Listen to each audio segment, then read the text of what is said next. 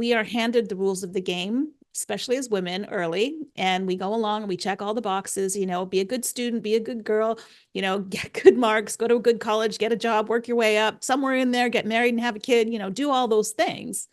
Right. And as I was checking all of those boxes, it never even occurred to me to say, well, is this really what I want to be doing? It was just what I was told I should be doing. Hi, I'm Stacy. And I am Mark, and this is the Gurus and Game Changers podcast.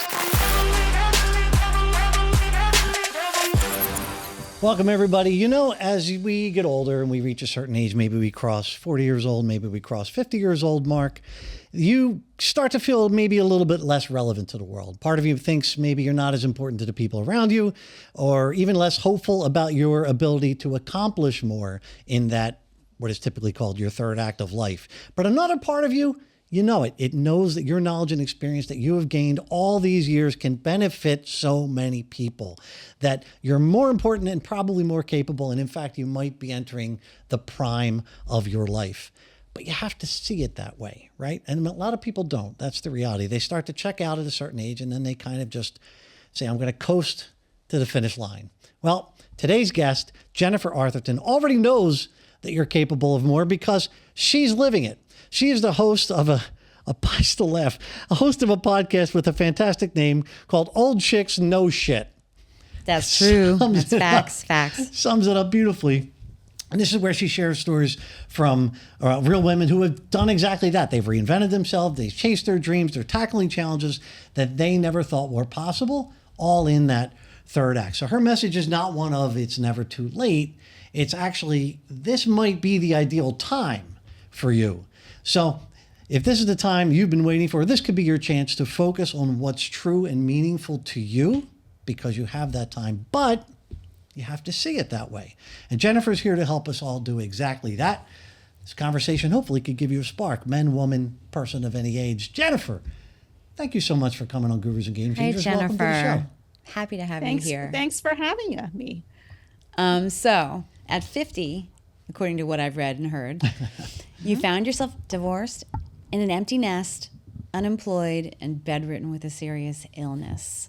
So what at that time, it's a lot. What at that time were you telling yourself? And then how did you climb out of that trench? Yeah. So I honestly thought that my life was over. Like this was the beginning of the end, because the cultural narrative about what it means to be a 50-year-old woman is, riding off into the retirement sunset, with a pot of gold under your arm, on the arm of a handsome man. And I'm like, none of that was my reality. Mm-hmm. And, I wallowed in it for a good while. I truly believed that, if I wasn't a wife, if I wasn't a mother, corporate executive, and all of the roles and titles that I had taken on, that if I wasn't any of those things, I wasn't anything, because I had invested so much of my life in becoming those things, because that's what they told me I should do.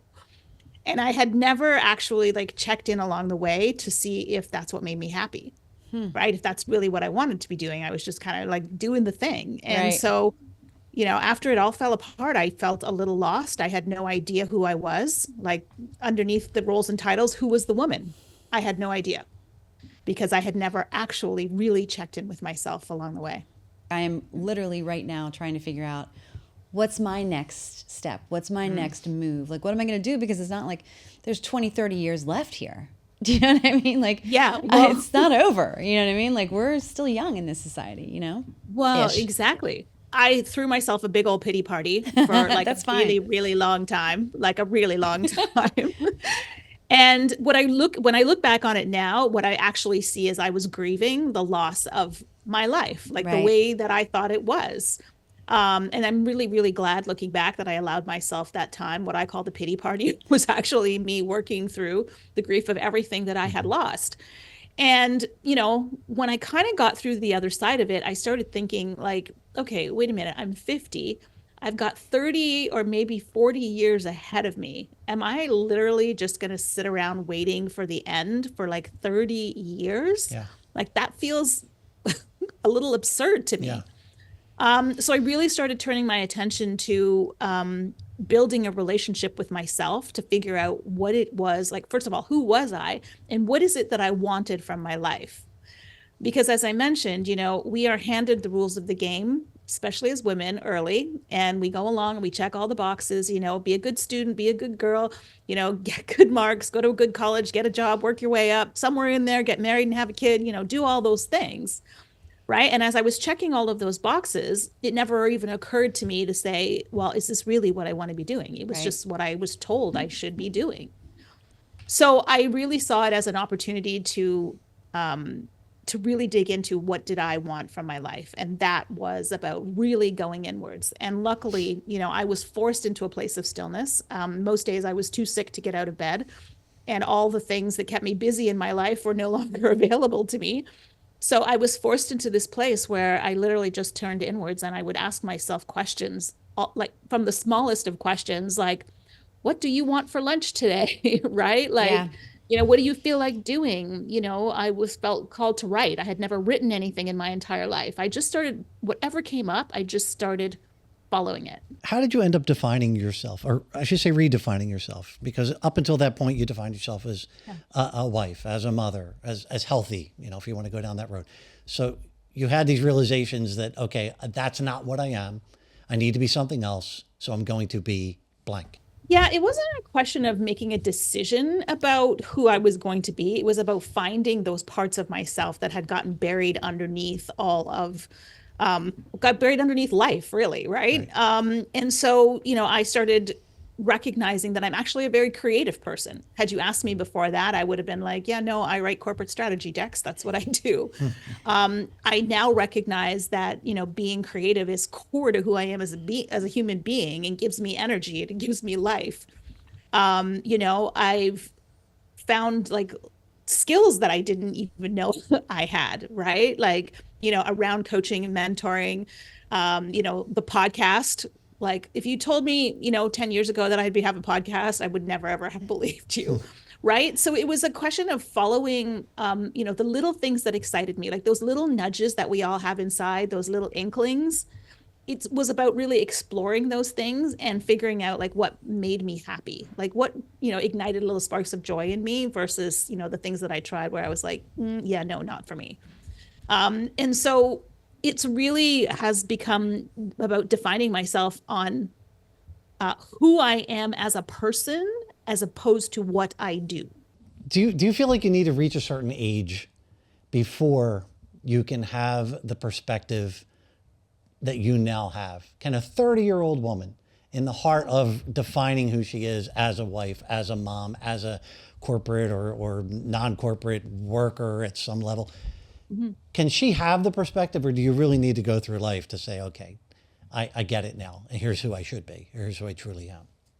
Yeah, I mean, I think it's possible for anybody, right? It just it involves a level of awareness that over time you understand yourself better. I think, when it happens to us in midlife, it's actually by design, it's perfect timing. Because, in the previous chapter of our lives, as I mentioned, where we're doing everything for everybody else, this chapter of our lives is about focusing inwards on what we want. Like, first of all, who we are as our most authentic being and focusing on what we want. So, if I had to do my life over again, like it took a bit of a brick in the head for me to get the message that, hey, things are changing and I need to change with it.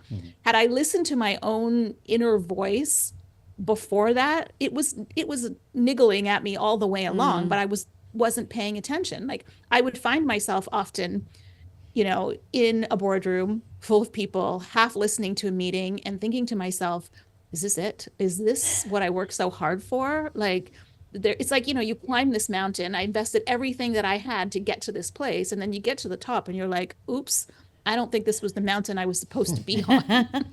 That's amazing. Right. But you didn't check in along the way. And so, part of the reason why I didn't and why we often don't listen to that inner voice. So first of all, I had invested a lot to get to where I was. And I wasn't about to just chuck it all in the garbage and start over.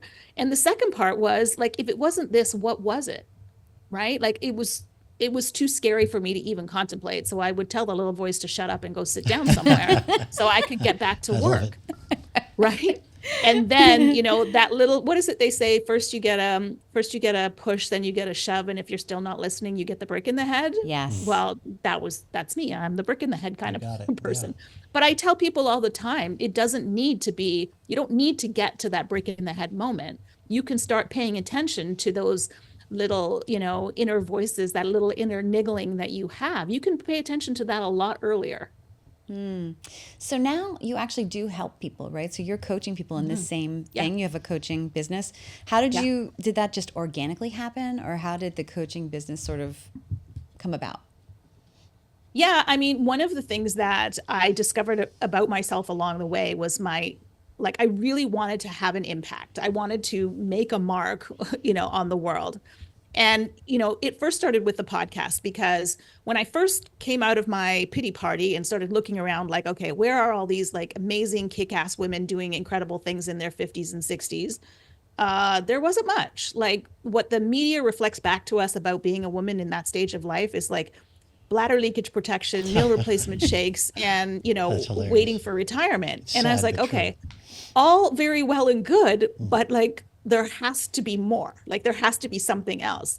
So I started searching for inspiration for myself and started coming across all of these women doing incredible things in the world. And I'm like, why aren't we hearing these stories anywhere? Which is what prompted me to start the podcast because it was the inspiration that I needed to figure out what was possible. Because this is the other part, right? Like we think about our careers at the end and we think about retirement, but the retirement part is like a bit of a blurry thing, right? Like you don't really know what it is. It's just kind of this blurry, I reach the end and then something happens, and then the credits start to roll, but I don't really know what that is. And so we never actually think about our lives in terms of possibilities for this chapter. And so starting the podcast opened the door to all of these different possibilities. And then, that turned into, well, first it was a blog, then it was a podcast. And then I had women, where I thought I was alone, I had all of these women reaching out going, me too, me too, me too.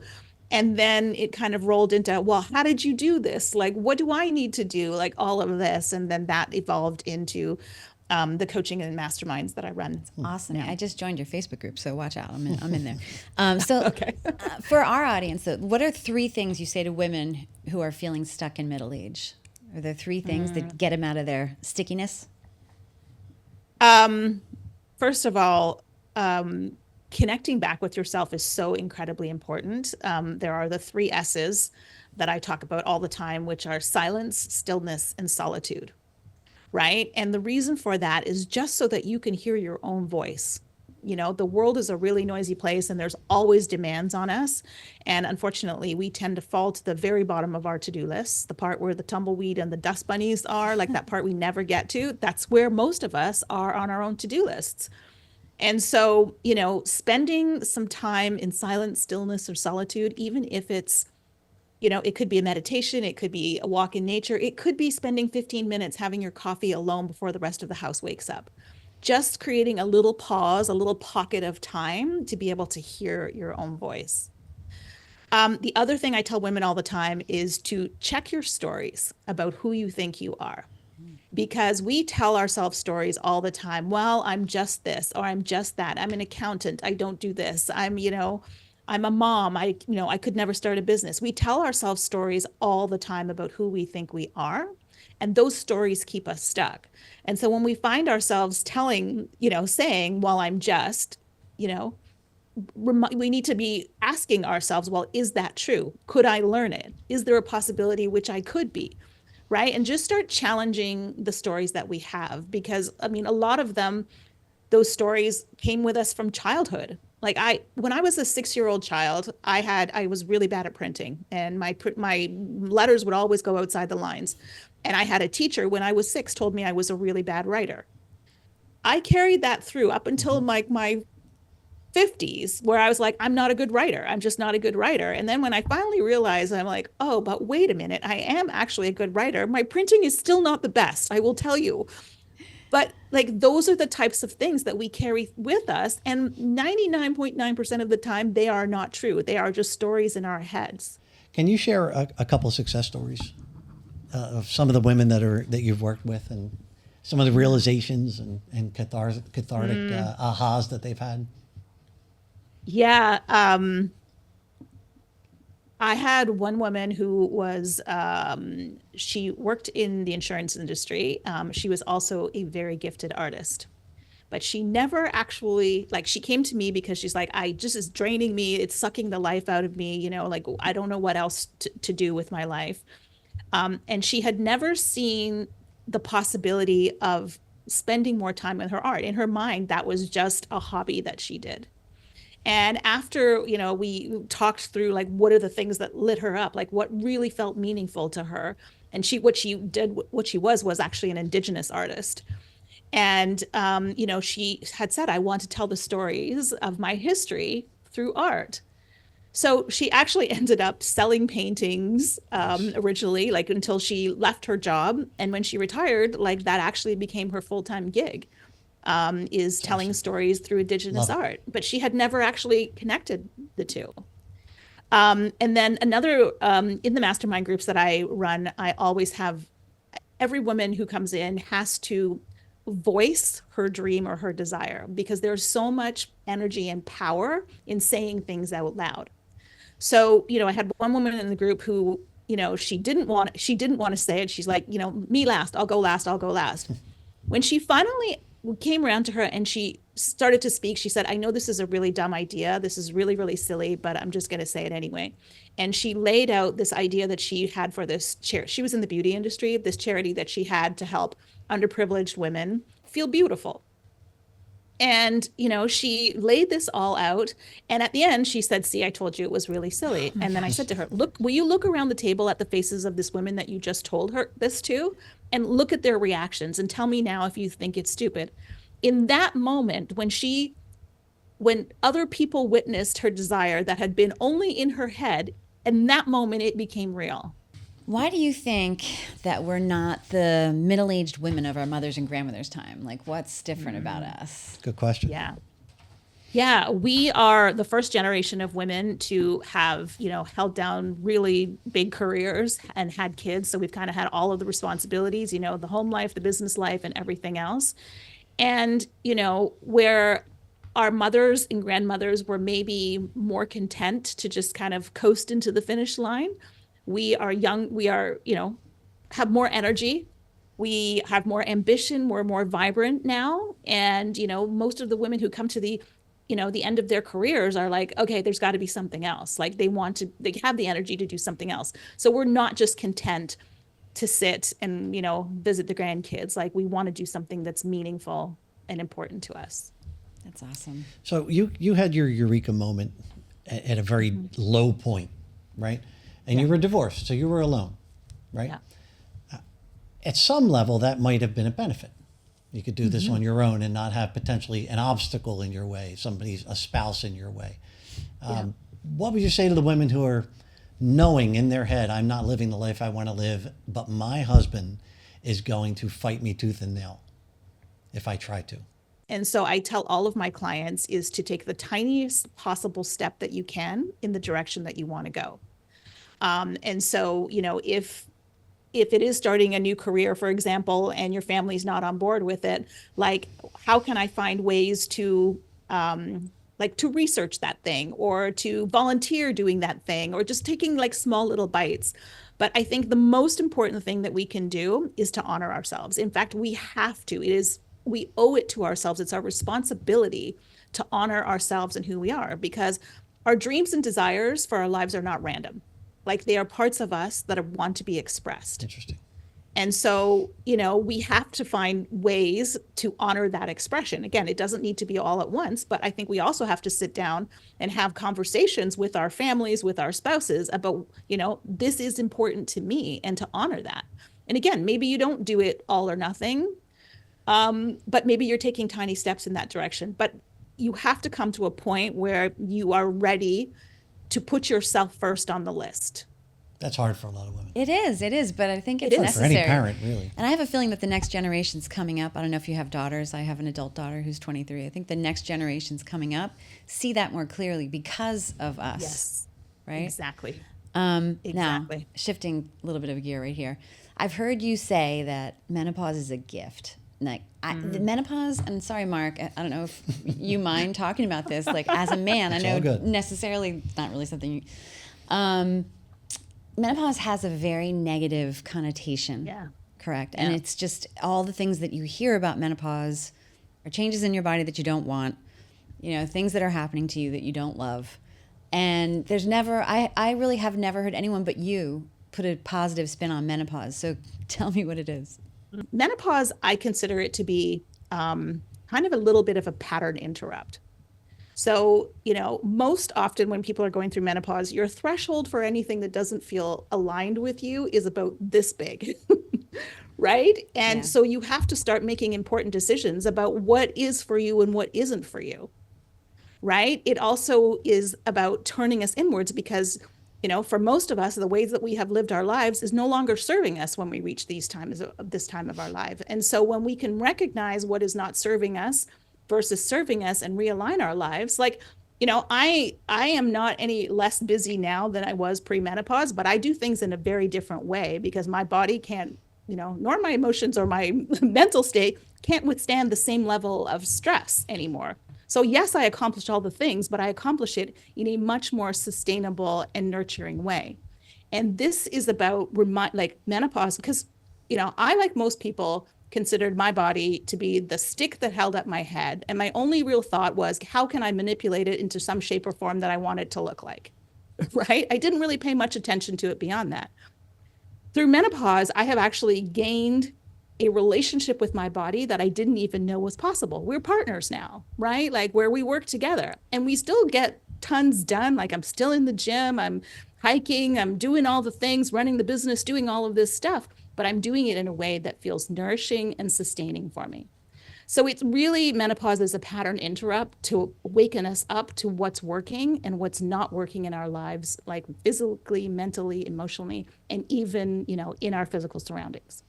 What advice would you have for somebody just starting their young adulthood, fresh out of college, based on your experience and your knowledge?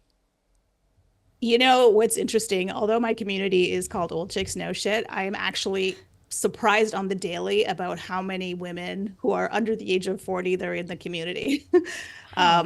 I did a post actually the other day on Instagram, and it was women in your 50s. What's your advice for women in your 30s? That post got more traction than anything that I've done in a very long time.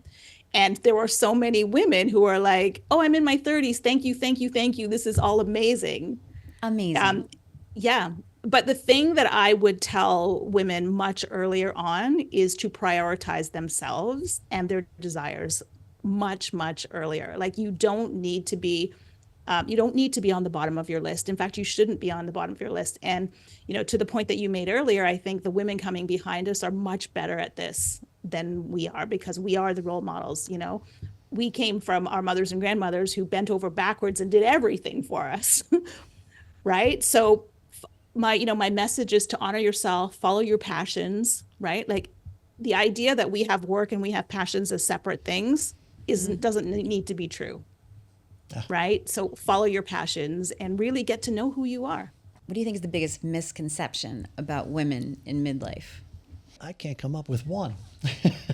Smart. As soon as you cross the threshold of a certain number, right? Like, you all of a sudden become less relevant, invisible, when, we all know that the reality of that is just, it's just absurd, right? Like, you have all of this knowledge and wisdom, right? And that, midlife women are content to just fade into the background and make space for other people to come and do the thing, right? And I don't know about you, but like, I'm not spending the next 30 years of my life just watching other people do stuff. There's lots of men that listen to our podcast as well. So I would really like to, what would you say to the men? Like, how can they support women at midlife? I think a lot of men want to jump to the, I want to fix this for you, I want to make it better, when the reality is they can't.